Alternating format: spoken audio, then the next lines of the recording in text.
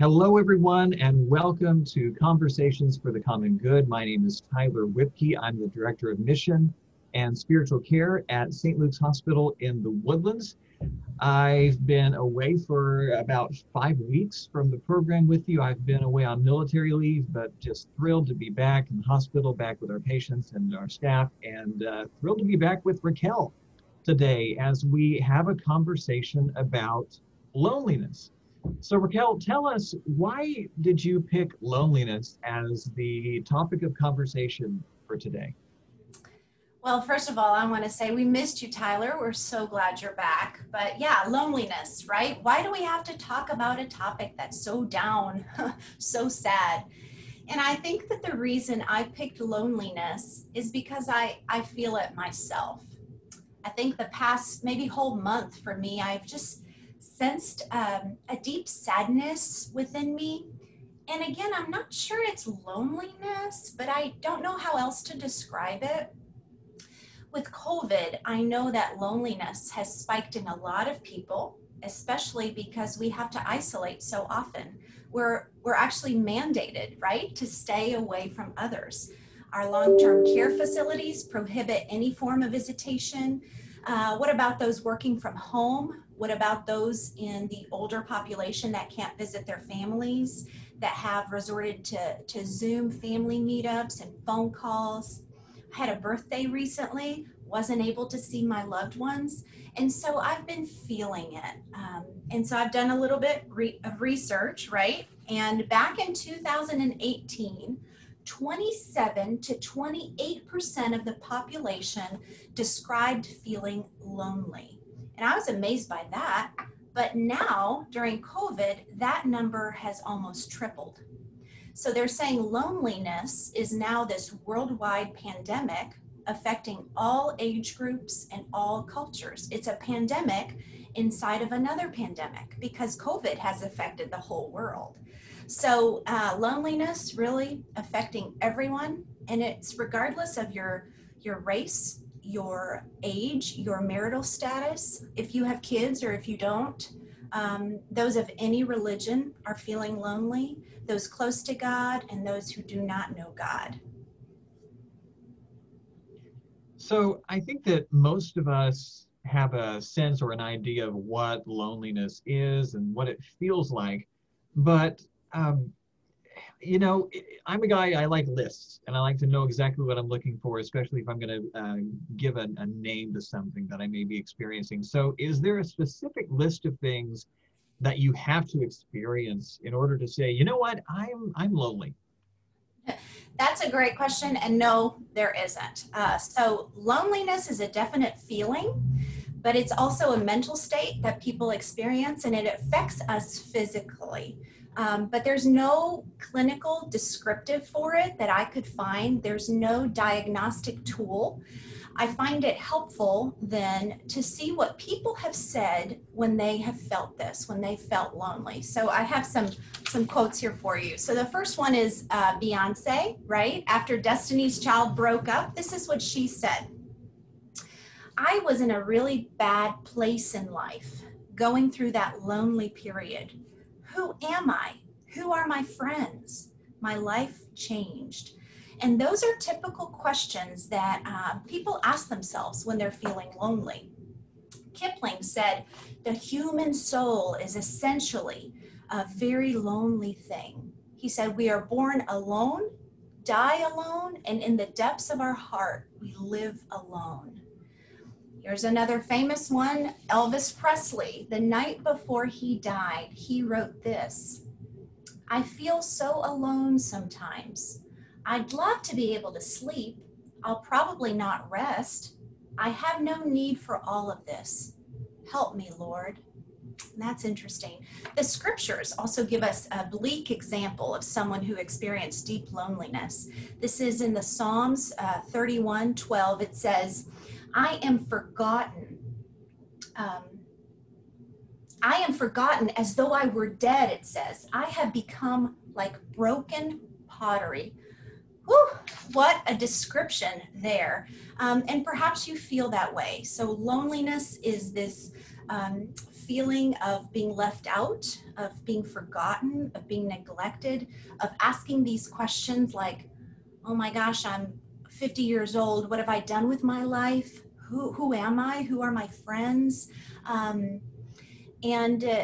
sometimes a desolate feeling. We could add that to the list. So our loneliness and fear can also become chronic and persistent and ongoing.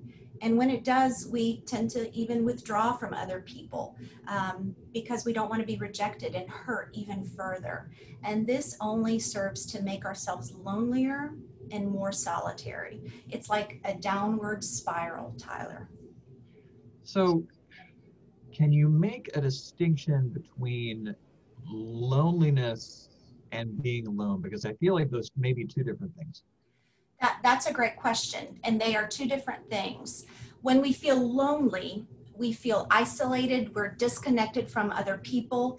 It's quite possible to be surrounded by a huge crowd of people and yet feel like we have no connection with anyone around us. That's loneliness. Now, being alone is different. I'll call it maybe solitude. That's a spiritual practice, and many faith traditions encourage getting alone to pray, to meditate, to seek God. Solitude involves being by ourselves. It's something we all need in order to recharge. In solitude, it's possible to feel connected to our own selves and to feel connected to God beyond us. And I'll tell you, as someone who's an introvert, I value solitude as this time to recharge my battery so that I can continue to function well in all of the different parts of my life. And even extroverts, they need the downtime of being alone, of solitude, in order to recharge. But again, loneliness is different. In the Judeo-Christian tradition, after God created the first human, he said, it is not good that the human is alone. God said, I will make for him a helper. And the story is not just about marriage. Then he creates a woman and, they're the pair. But it's about our human need for companionship.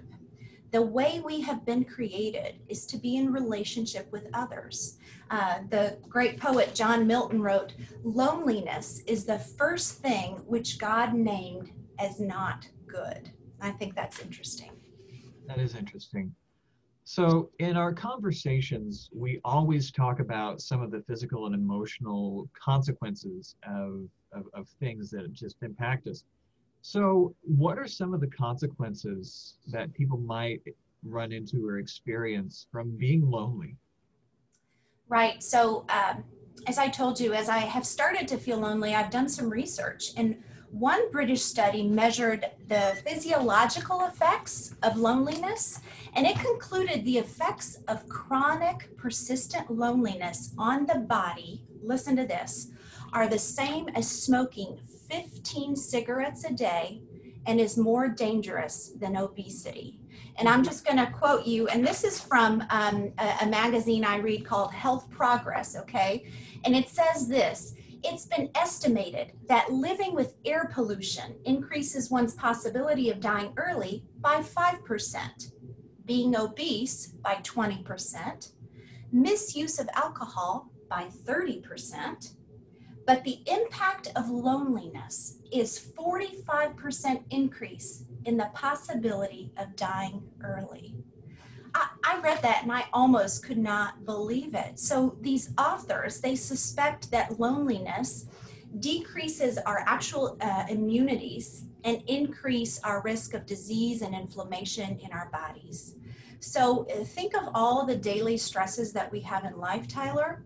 When we're lonely, it's like an added thing, and it decreases all of our capacities. When we're lonely in the stresses of life, we have a lot less support and a lot less ability to recover and to move on. That's what you just said. Those statistics, those caught me off guard and they were surprising. And so I guess the question that I have now is what can we do about it? If somebody maybe listening in on our conversation today is feeling lonely and they've been lonely for a while, what can we do about it? And honestly, that's the hard part, in my opinion, Tyler, because Loneliness manifests in ways that are so personal and are felt by people so deeply and in different ways. It's hard for me to present a prescriptive solution for what we should do. And I struggled with this topic because I thought, well, if we have a conversation about it, I really want to give a solution because that's what us humans like to do. But I think the conversation alone is helpful. What I do want to tell each of you who's listening is, number one, look at your own faith tradition and your faith community for support. Ask for help. If you know someone in your church, in your synagogue, or your mosque, you could call them and simply say the words, "I've been lonely and I need a little help to get out of this." Asking for help, I think, is the number one way of getting out of loneliness. So in a lot of faith traditions, actually most of the world religions, foster hope and love as tenets or values. And so I'm going to invite you to share your slide that I sent you, Tyler. And I just want to read out loud some of these. There we are. So I have here some of the world religions and this the tenets of hope and love as really a way for us to grab our attention on these things and have our faith traditions pull us out of loneliness. So here we have from Buddhism, let one live in love, let one be adept in one's duties, then joyfully one will see the end of sorrow. As the jasmine sheds its withered flowers, people should shed desire and hate. From Islam, I answer the prayer of the supplicant when he crieth unto me. So let them hear my call and let them trust in me in order that they may be led aright. See, these are examples of just leading onto hope. And when we lean onto hope, we're hoping that the loneliness will eventually leave us, that we'll eventually be in a better place. Here's one from, I'll skip down some, from Judaism and Christianity in the Psalms. Even though I walk through the valley of the shadow of death, I will fear no evil, for thou art with me. Your rod and your staff, they comfort me. That may be familiar for a few people. And again, with the sadness of this topic of loneliness, you might think, well, why would I want to read about the valley of the shadow of death? I recently heard a sermon by the great Barbara Brown Taylor, and she said something that I had never thought about concerning this verse. She said, there can be no shadow in the valley of death without a source of light. Only light creates shadows. And so if you're in the depths or you're in the dark or you're in the valley and there's a shadow, look for the source of light and could you walk towards it to get out? And this is what we're talking about in fostering hope and love can really get us out of the isolation that we feel, the sadness that we feel. A popular song would tell us there at the end, love is the answer. Saint Mother Teresa of Calcutta, the only cure for loneliness is love, she would say. So I just wanted to bring those. Those are some of my favorite answers from different world religions. But you can go ahead and return to looking at the two of us, Tyler. But I want to say that spiritual practices such as prayer, reading holy scriptures like what we just looked at, worship, and a lot of others, those things are intended to help us connect with God. They create space in our lives for the holy to work and to live and to be present to us. The second thing I would say is to seek connection with other people. Again, in the research I did, studies conducted in more than 40 countries around the world found that positive, caring and nurturing relationships are among the most important conditions that we need to have for well-being. The need that as humans we have to be loved, to be accepted, to be cared for, it's regarded by researchers as a fundamental human need. And hear this also, try if at all possible to steer away from social media platforms and instead to seek human voice, face-to-face or in-person interactions are better.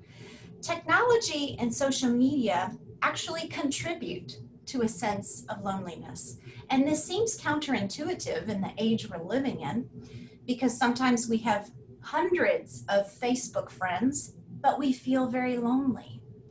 The research shows that if all we do is scroll through on our smartphones and read other people's posts, we tend to feel lonelier and worse about ourselves. I was talking to my mom, and recently one of her friends quit Facebook, deleted her profile. And so my mom called her up concerned, and her friend said, you know, when my friends post all these wonderful things about their lives, it just makes me compare it to my life, and I feel sad and I feel isolated, and I wonder why I'm not having such a good time as they are. And here's the truth, right? Everyone's life is probably not as rosy as everyone posts online. So when we try to substitute technology for our relationships, we might receive some likes and some emojis, but that's different from a physical presence and a physical hug. So we're fundamentally social beings. This is scientific fact. And then the research clearly shows that our positive relationships with other people are going to be essential for our well-being. So those are the tips I would give if you're feeling lonely. Now, Tyler, I want to invite you. Have you ever felt lonely, experienced this in some way? What did you do, or what advice would you have for our listeners? So I have. And, you know, as we've been going through this conversation, I'm remembering another conversation I had with a friend of mine a couple of years ago. And he coined a term that stuck with me. He said, sometimes I get that Walmart feeling where you're in Walmart or Target or whatever big box store of your choice, and you can be surrounded by people, but at the same time you can be all alone. And I've heard that same thing said of like New York City, where you're surrounded by people all day long, but it's one of the loneliest places on earth because nobody interacts with one another, nobody really knows one another.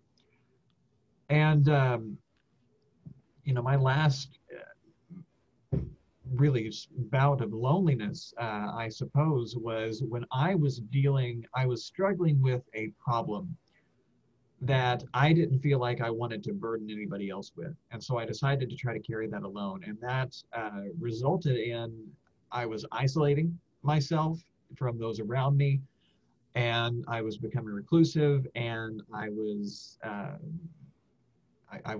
of hot-tempered, and I felt that I felt alone in all of it. And so after I realized that, how I addressed that was I became brave, and I put myself out there, and it took courage and a little bit of forthrightness to claim my space among the people that I knew who love me and care about me, and said, hey, I'm struggling with this. I don't know if you're going to be able to understand it or not, but I really need to visit and try to talk to somebody about this. And you know what? They were absolutely 100% there with me. And so I found that when I asked for it, I had that support, and I wasn't being burdensome, and I wasn't being a bother. And it ended well, and I was better for it, and my friends thanked me for inviting them into my space that I was trying to keep reserved and keep to myself. Wow, thanks for your vulnerability. I think that's very important to remember, to be brave. And that's how we're going to speak up when we need to reconnect with relationships, when we've been feeling very lonely and isolated. Exactly. Well, Raquel, I want to thank you so much for taking the time to bring this important topic up. I know that I felt lonely, you felt lonely. I'm assuming that this is just a part of the human condition. And it's just one more thing that we need to talk about. and I'm glad we've had this conversation about it. So again, thanks for your time. Any parting thoughts before we go our separate ways for the week? Just want to reiterate, and I think we say this every time in this episodic, is contact a chaplain in one of your facilities. We want to listen, we want to help, and we can point you to other resources that may be able to help you as well. Exactly. Your chaplains are here not only for your patients and your visitors, but we're here for you. You all are very important to us. All right. Well, thank you all for your time. Thanks for joining us in this conversation. Hope you have a wonderful day, and we'll see you soon.